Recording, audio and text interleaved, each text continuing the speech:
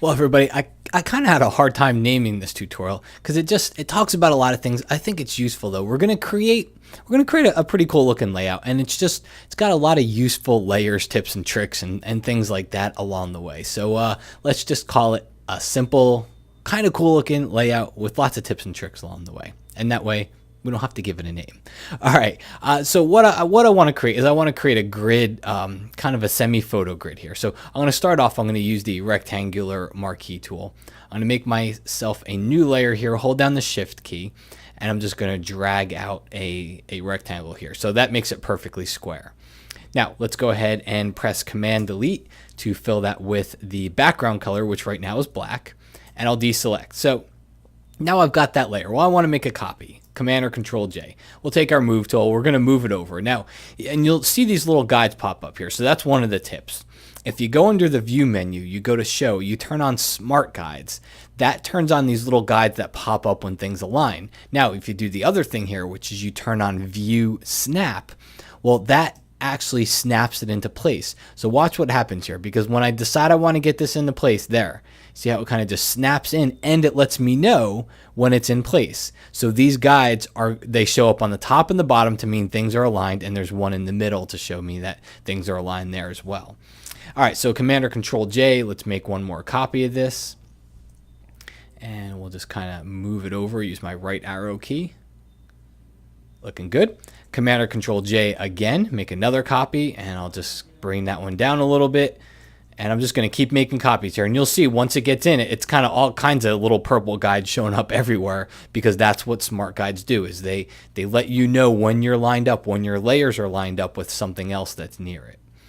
All right, and we're just going to do a grid of 9 of them. So we'll finish it up with 2 more here.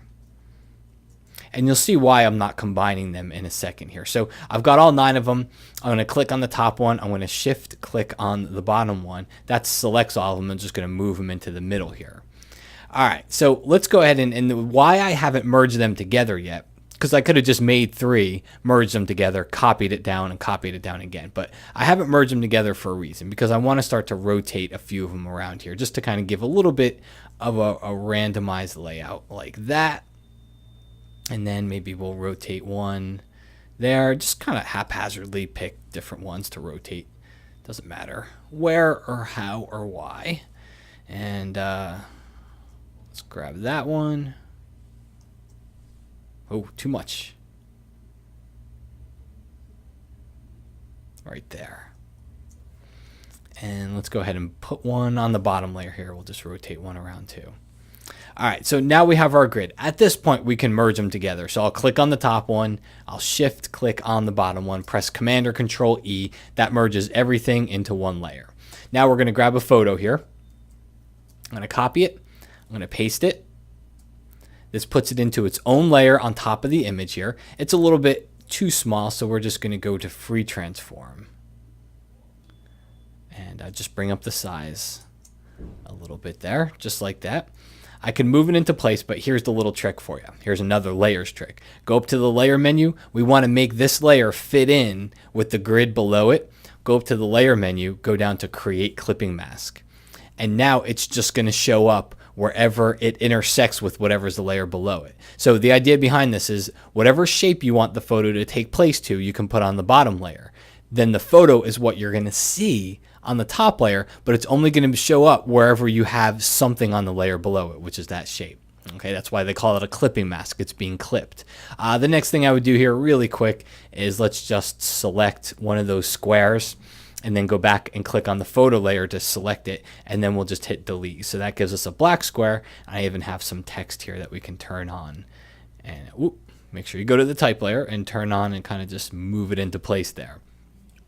The only other thing I would probably want to do to finish this up is to just put a stroke around each one of these boxes here, a little white stroke.